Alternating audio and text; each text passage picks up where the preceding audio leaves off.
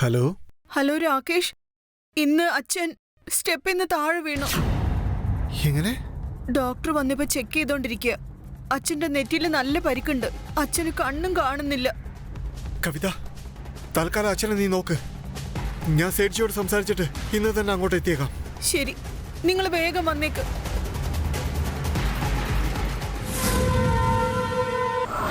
അച്ഛാ, ഞാൻ പറയുന്ന കേക്കച്ചാ. അച്ഛൻ എൻ്റെ കൂടെ ഇപ്പം തന്നെ ചണ്ഡീഗഡിലോട്ട് വാ. ഞാൻ എല്ലാ ചെക്കപ്പും അവിടെ ചെയ്യിക്കാം. കാശിനെ കുറിച്ച് ആലോചിച്ച് അച്ഛൻ വിഷമിക്കണ്ട. ഞാൻ ഇപ്പം തന്നെ അറോറ സാറിനെ വിളിച്ചിട്ട് എല്ലാ കാര്യങ്ങളും ഏർപ്പാടാക്കിയേക്കാം. അതെ അച്ഛാ, ഏട്ടൻ പറയുന്നത് ശരിയാ. പക്ഷെ മോനെ, ഡോക്ടർ കുറച്ച് മരുന്നൊക്കെ എഴുതി തന്നു. ഞാൻ കുറച്ച് ദിവസം കഴിച്ചു നോക്കട്ടെ.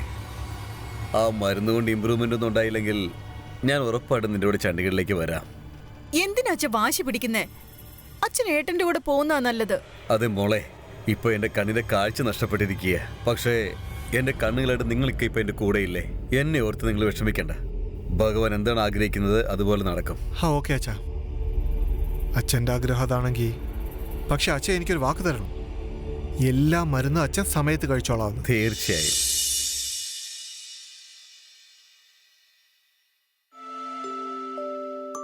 വന്നപ്പോ മുതൽ അച്ഛന്റെ പുറകെയാണല്ലോ. എന്നെ കൂടി ഒന്ന് ശ്രദ്ധിക്കണം. അതെന്താ നിനക്ക് അങ്ങനെ തോന്നിയേ? ഞാൻ നിന്നെ ശ്രദ്ധിക്കുന്നില്ലെന്ന്. നിങ്ങൾക്ക് എന്നോട് സ്നേഹം ഉണ്ടെങ്കിൽ 3-4 ദിവസം കൂടി ഇവിടെ നിന്നേനെ. ഹേയ് കവിത, എനിക്കിപ്പോ പോവാൻ സമയമായി. ഈ പരിപാടിയൊക്കെ പിന്നീട് ഒരിക്കലായാലോ? നോക്കുമോളെ, ഞാൻ ഗ്യാരേജിൽ പറഞ്ഞിട്ട് വന്നയാ. അച്ഛനെ കണ്ടിട്ട് ഉടനെ തന്നെ തിരിച്ചു വന്നോളാന്ന്. പ്ലീസ് ഇങ്ങനെ പിടിച്ചു വെക്കല്ലേ.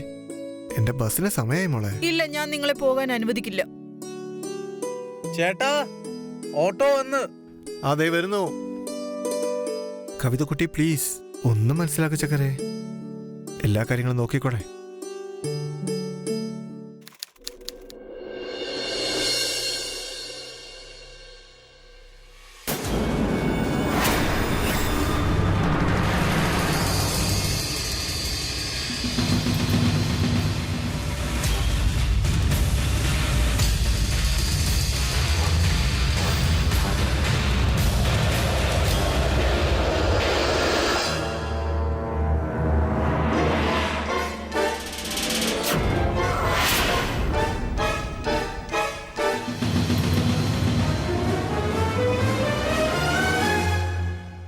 അല്ല, എന്താ അച്ഛാ? അച്ഛൻ എന്താ ഇവിടെ? അതെ മോളെ, എന്റെ വോക്കിംഗ് സ്റ്റിക്ക് കാണുന്നില്ല. ഒരുപാട് നേരമായിട്ട് ഞാൻ തപ്പുക. മോളെ ഞാൻ വിളിച്ചിരുന്നു, പക്ഷെ മോള് വിളി കേട്ടില്ല. അതുകൊണ്ടാണ് ഞാനത് നോക്കാനായിട്ട് ഇറങ്ങിയത്. അച്ഛൻ വാക്കിംഗ് സ്റ്റിക്ക് എന്നും എവിടെയെങ്കിലും വെച്ച് മറക്കും. ഇന്നും രാവിലെ അത് ഹാളിൽ വെച്ച് മറന്നുപോയി. ഞാനാണ് അതെടുത്ത് ഇവിടെ സൂക്ഷിച്ചു വെച്ചത്. ദാ പിടിച്ചോ അച്ഛന്റെ സ്റ്റിക്ക്. എന്നാ ശരി. അയ്യോ അച്ഛാ, അവിടെ ഇരിക്കേ. ഞാൻ അച്ഛനെ കൊണ്ടുപോയി വിടാം. ആ പിന്നെ ഒരു കാര്യം, അച്ഛൻ എവിടെയെങ്കിലും പോണെങ്കിൽ കൂട്ടാരും ഇല്ലാതെ എങ്ങോട്ടും പോവരുത്. വരൂ അച്ഛാ, ഞാൻ അച്ഛനെ കൊണ്ടുപോയി വിട്ടിട്ട് വരാം. വരൂ.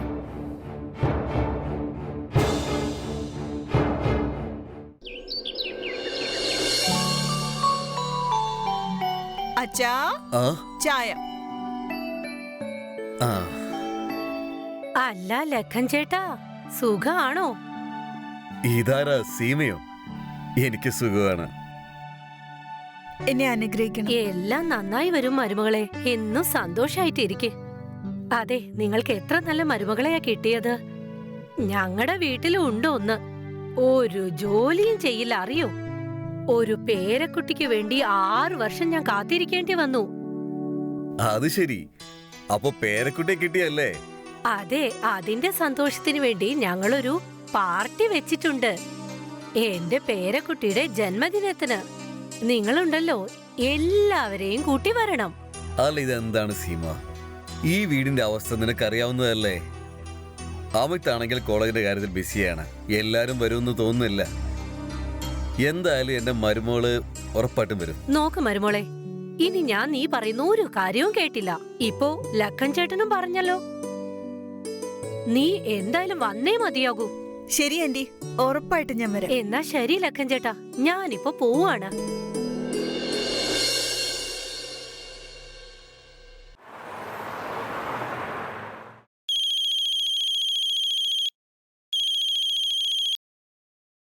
ഹലോ, രാവിലെ തന്നെ എന്താ എന്നെ ഓർക്കാൻ?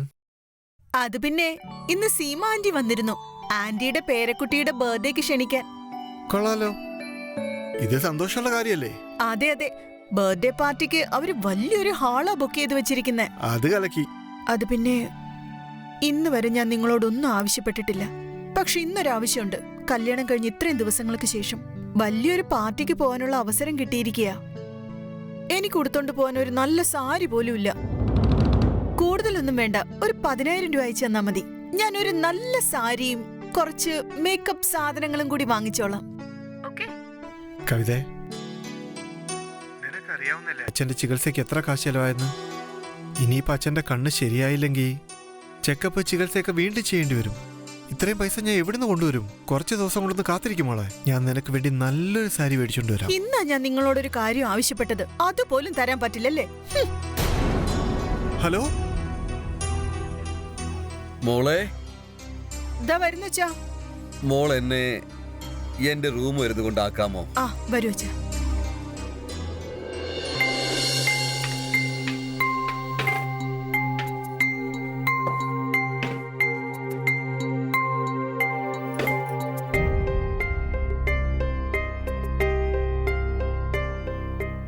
പിന്നെ മോളെ, ആ എന്താ? അത് പിന്നെ മോളെ, ഈ കട്ടിലിന് താഴെ ഒരു പെട്ടി ഉണ്ടാവും, അതിങ്ങെടുത്തേ. ആ ഇത് തന്നെ മോളെ, ഒന്ന് തുറന്നേ. ശരി അച്ഛാ.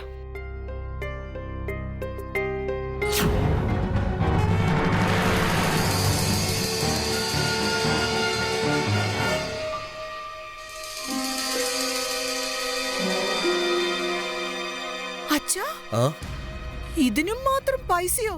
ഇത്രയും ആഭരണങ്ങളോ? ഇതൊക്കെ എവിടുന്നാ കിട്ടിയേ? അത് മോളെ, കുറച്ച് വർഷങ്ങൾക്ക് മുമ്പ് ഞങ്ങള് നമ്മുടെ കൃഷിസ്ഥലം വിറ്റിട്ട് കിട്ടിയ കാശാണിത്. എനിക്ക് പ്രായമാവുമ്പോൾ ഉപകരിക്കാന്നാ കരുതിയത്. പക്ഷെ ഇപ്പൊ അതിന്റെ ആവശ്യമില്ല. കാരണം എനിക്ക് നല്ല കുട്ടികളെ കിട്ടി, അതുപോലെ നല്ലൊരു മരുമകളെയും കിട്ടി. ഇനിയിപ്പോ വാർദ്ധക്യത്തിൽ പേടിക്കേണ്ട ആവശ്യമില്ലല്ലോ. ആ മോളെ, നിനക്കിഷ്ടമുള്ള എന്തും മേടിച്ചോ. കോലിസോ ആഭരണമോ നല്ല ഡ്രസ്സോ, അങ്ങനെ നീ ആഗ്രഹിക്കുന്ന എന്ത് വേണമെങ്കിലും വാങ്ങിച്ചോ, കേട്ടല്ലോ. അല്ല കവിത, എപ്പോഴും നിന്നെ കല്യാണം കഴിഞ്ഞേ? ഒരു 3-4 മാസമായി. ഒരു നല്ല ഫാഷന്റെ സാരി കാണിച്ചേ. ഇന്നും വില ചോദിക്കല് മാത്രമേ ഉണ്ടാവുള്ളൂ. വില എത്രയാന്നൊന്നും നോക്കണ്ട, നല്ല മെറ്റീരിയൽ ആയിരിക്കണം. അതിനെന്താ, ഇപ്പൊ കാണിച്ചുതരാം.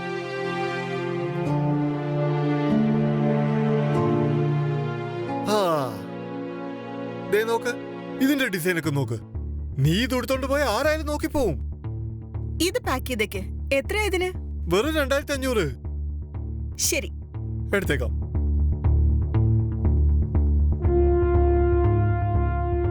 ഇന്നാ ഊട്ടി. ദാ പിടിച്ചു. അച്ഛാ,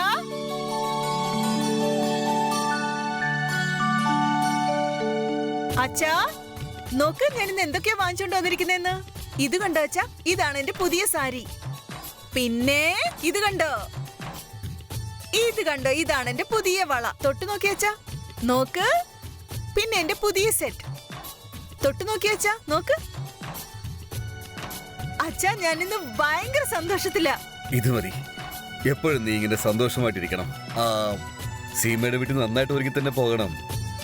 അവിടെയുള്ള എല്ലാവരും പറയണം നീ ലക്കൻലാലിന്റെ മരുമകളാണെന്ന്. ശരി അച്ഛാ, ഞാൻ ഇന്ന് അടിപൊളിയായിട്ട് റെഡി ആയിട്ട് പോകും. എല്ലാരും എന്നെ തന്നെ നോക്കണം.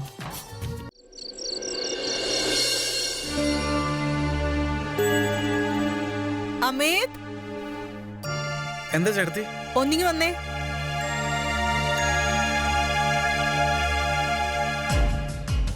ചേട്ടത്തി കാണാൻ നല്ല ഭംഗിയുണ്ടല്ലോ ഇന്ന്. ആ പിന്നെ ഞാൻ സീമാന്റിയുടെ പാർട്ടി അറ്റൻഡ് ചെയ്യാൻ പോവാ. ഞാൻ തിരിച്ചു വരാൻ കുറച്ച് സമയാവും. നീയും അച്ഛനും കൂടി ഭക്ഷണം എടുത്ത് കഴിച്ചോണം, കേട്ടല്ലോ? ശരി ചേട്ടത്തി. എനിക്കും എൻ്റെ ഫ്രണ്ട് റോഹിത്തിന്റെ വീട്ടിലേക്ക് പോകണമായിരുന്നു. അവിടെ ഗ്രൂപ്പ് സ്റ്റഡി ചെയ്യാനേ. എല്ലാവരും അങ്ങോട്ടേക്കാണ് വരുന്നത്. ഞാൻ അച്ഛന് ഭക്ഷണം കൊടുത്തിട്ട് ഞാനും അങ്ങോട്ടേക്ക് പോവാ. ശരി, ആയിക്കോട്ടെ.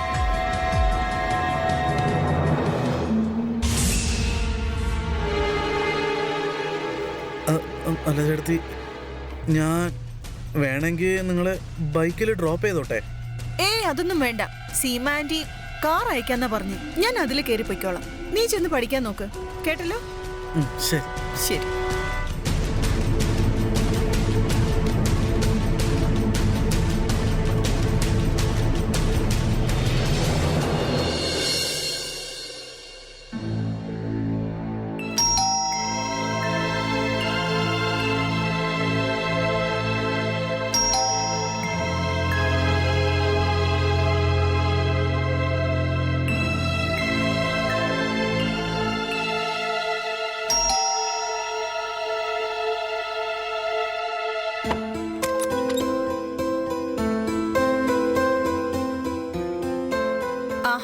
അച്ഛനോ? ആ മോളിങ് എത്തിയോ? അതെ അച്ഛാ. അല്ല, അച്ഛൻ എനിക്ക് വേണ്ടിയാണോ ഇത്രയും നേരം ഉറങ്ങാതെ കാത്തിരുന്നേ? എന്ത് ചെയ്യാനാ, സീമാന്റി വിട്ടിട്ട് വേണ്ടേ വരാൻ? അതൊന്നും സാരമില്ല, മോള് വാ. അച്ഛൻ ഭക്ഷണമൊക്കെ കഴിച്ചോ? ആ ആഹാരമൊക്കെ കഴിച്ചു, പക്ഷെ മരുന്ന് കഴിച്ചില്ല.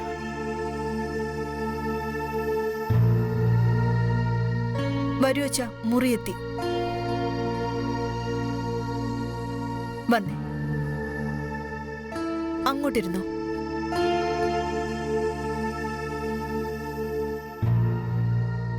അങ്ങോട്ട് ചെരിഞ്ഞിരുന്നു.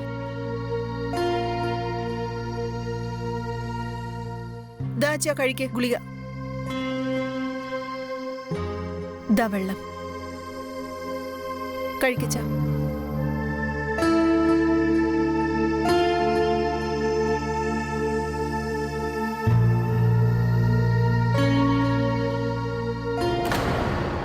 എന്താച്ചാ, വേറെന്തേലും വേണോ?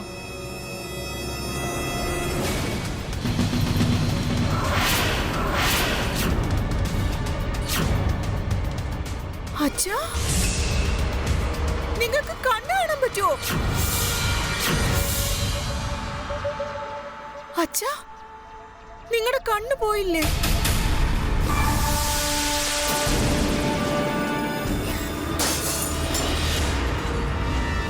അച്ഛാ, നിങ്ങൾ എന്തായി കാണിക്കുന്നേ? നിന്നെ കണ്ട അന്ന് തുടങ്ങിയ ഭ്രാന്ത, ആ നിമിഷം തന്നെ ഞാൻ വീണുപോയി. ഈ ഭ്രാന്ത് എനിക്ക് അടക്കണം.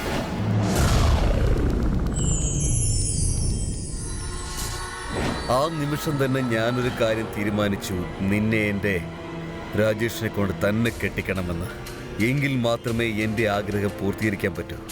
പക്ഷേ നിന്നെ എനിക്ക് അനുഭവിക്കാൻ പറ്റിയില്ല. അപ്പോഴാണ് എൻ്റെ മനസ്സിലൊരു ബുദ്ധി ഉദിച്ചു വന്നത്.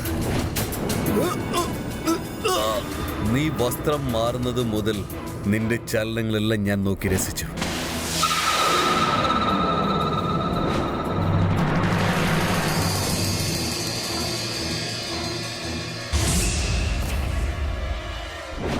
അതാണ് ഈ സൗഭാഗ്യം നഷ്ടപ്പെടുത്തേണ്ട കവിത.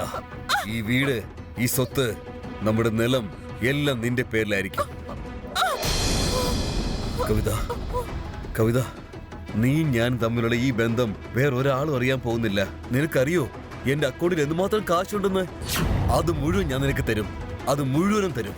നിന്നെ ഞാൻ റാണിയെപ്പോലെ വാഴിക്കും കവിത, റാണിയെപ്പോലെ വാഴിക്കും. അതെ, ഒരു പ്രാവശ്യം മതി. എന്റെ ആഗ്രഹം കൊണ്ടല്ലേ. നീ എങ്ങോട്ടായി പോകുന്നത്? നീ എത്ര നാൾ ഇങ്ങനെ രാകേഷിനെ കാത്തിരിക്കും? അവൻ എത്ര മാസങ്ങൾക്ക് ശേഷമാണ് വരുന്നത്? കല്യാണം കഴിഞ്ഞൊരു പെൺകുട്ടി ഭർത്താവില്ലാതെ കഴിയുന്നത്, അതിന്റെ വിഷമം എനിക്ക് മനസ്സിലാവും കവിത. കവിത, ഇതൊരാളും അറിയാൻ പോകുന്നില്ല. നമ്മുടെ ഈ ബന്ധം രഹസ്യമായിരിക്കും. ഞാൻ എൻ്റെ എല്ലാ പ്രോപ്പർട്ടിയും നിന്റെ പേരിൽ എഴുതരാം.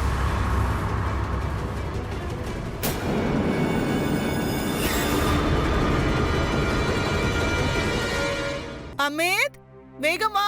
ആ ചേർത്തി, ആ ആലു പറാട്ടയോ? ആ, അച്ഛന് വലിയ ഇഷ്ടാന്ന് പറഞ്ഞു. ആഹാ.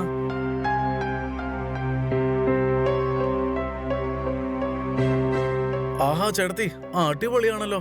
ചേർത്തിയുടെ കൈപ്പുണ്യം അസാധ്യം തന്നെ. മോളെ, ഒന്നിവിടെ പേര് വന്നേ. ആ, നീ ഇരിക്ക്, ഞാൻ നോക്കാം. ആ ശരി.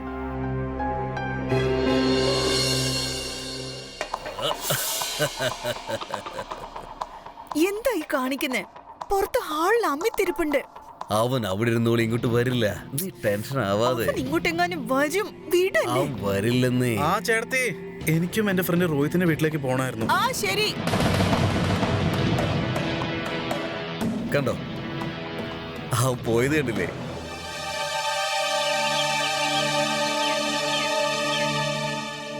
എനിക്ക് നിന്റെ കാര്യം ഓർക്കുമ്പോൾ സഹിക്കാൻ പറ്റുന്നില്ല. എനിക്ക് നീ ഇല്ലാതെ ജീവിക്കാൻ പറ്റില്ല കവിത. ഫോണ് എനിക്കും ഇപ്പൊ ഇതൊരു ശീലമായി മാറി.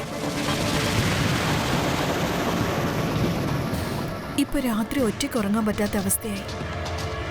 ചേർത്തി, അത് താഴെ എങ്ങനെ പോയി കാണുമോ? ചേർത്തി, ഇവിടെ എന്താ ചെയ്യുന്നത്? അവിടെ അടുക്കള എന്തോ കത്തിക്കൊണ്ടിരിക്കുക. ആ, ഞാൻ ദാ പോവാ. അതെ അച്ഛാ, എന്നാ ഞാൻ ഇറങ്ങാ. ആ ശരി മോനെ.